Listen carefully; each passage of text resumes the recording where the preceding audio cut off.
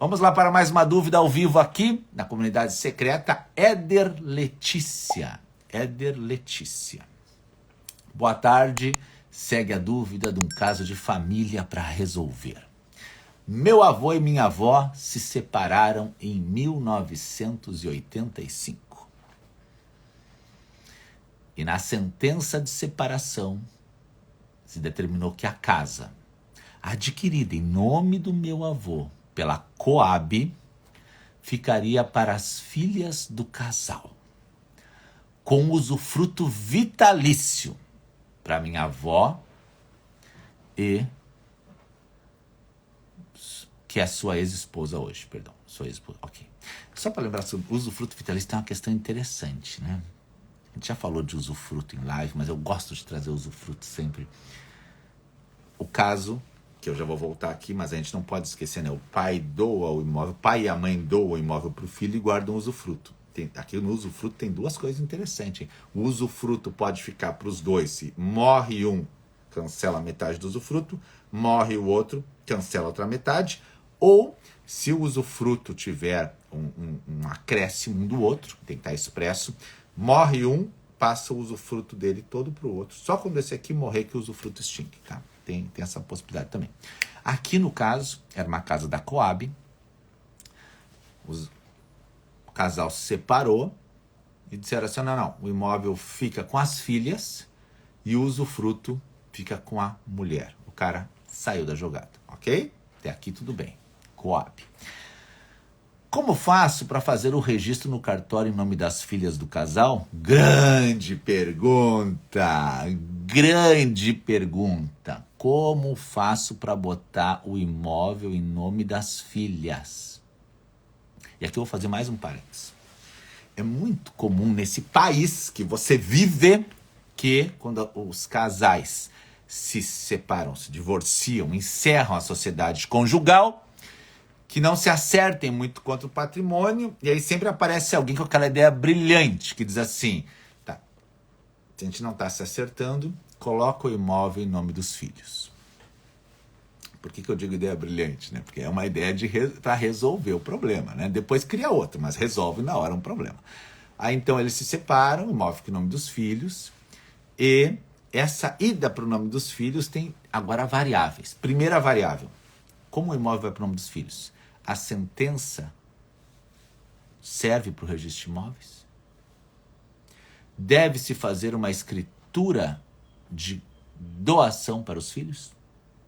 Qual é a forma correta agora de chegar lá? E terceiro, se não foi feito nada, mas a sentença menciona isso lá no divórcio, e não foi feito nada, o que se faz agora? Passado anos e os filhos já são maiores, pode vender direto a um terceiro? Veja só como essa promessa de doação ela se torna um pouquinho enroscada em relação ao que acontece. Mas vamos lá, vamos pegar de novo o caso do Éder aqui então.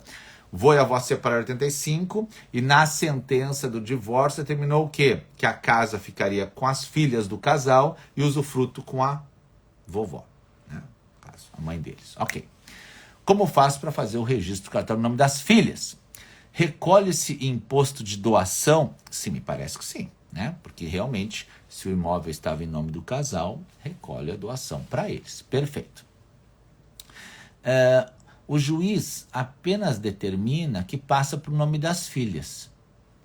E a esposa ficou com o encargo de pagar o resto das parcelas da Coab. Ela diz que já pagou e quitou e tem os comprovantes. Acontece que na matrícula ainda não consta o nome nem do casal. Dá para passar direto para os filhos? Olha que interessante, né? Então, os imóveis da Coab, muitos deles foram feitos dessa forma. Estava lá em nome da Coab, o pessoal tinha um contrato em casa. Quando acabava o contrato, o cara conseguia botar o imóvel no nome dele. Nesse caso aqui, eles estavam pagando, houve o divórcio, um para cada lado. Na decisão judicial do divórcio, o imóvel ficará em nome das filhas, que não tem receita, que pelo que eu vi não tem renda, e usufruto para ela. Então, a primeira pergunta que surge é, tem que passar para o nome do casal? registrar o divórcio e aí então doar para as filhas? É o que me parece, o princípio da continuidade, né? Que é como também apareceu aqui o pessoal colocando no debate, sabe? Porque haveria essa necessidade de se mencionar todas as transações. É como eu vejo, não estou vendo maiores documentos. Então, seria o quê? Passa para o nome do casal, registra o divórcio dizendo que acabou a sociedade conjugal, ainda tem algumas parcelas que ela vai ficar pagando, mas o imóvel é para o nome das filhas. E aí faz a doação para as filhas. Eu não acredito que a sentença, neste caso, seja o próprio título que vai dar entrada no registro de imóveis, tá? Não em 1985. Pode ser que até hoje se possa fazer isso de outras formas, tá? Eu acredito que aqui vai sair uma escritura de compra e venda. E para fazer a escritura de compra, de doação, o tabelião vai exigir que esteja em nome do casal com o divórcio e essa menção de promessa, tá? É como eu vejo a publicação do Éder e da Letícia. Eu vi que ela já tem quantos comentários aqui? 6 comentários na comunidade secreta. Você pode lá também dar o seu comentário e participar dessa discussão, ok? E são muitos casos de imóveis da Coab hoje no Brasil, né? Eu sei que alguns lugares o pessoal consegue passar direto, sabe, o imóvel, né? Chega só no nome do último, assim, eu já vi isso, tá? Mas realmente é um pouquinho mais curioso como funciona, tá? Nesse caso de divórcio, acho que não é a mesma coisa do que seria uma transmissão onerosa dos direitos contratuais, tá? Ok?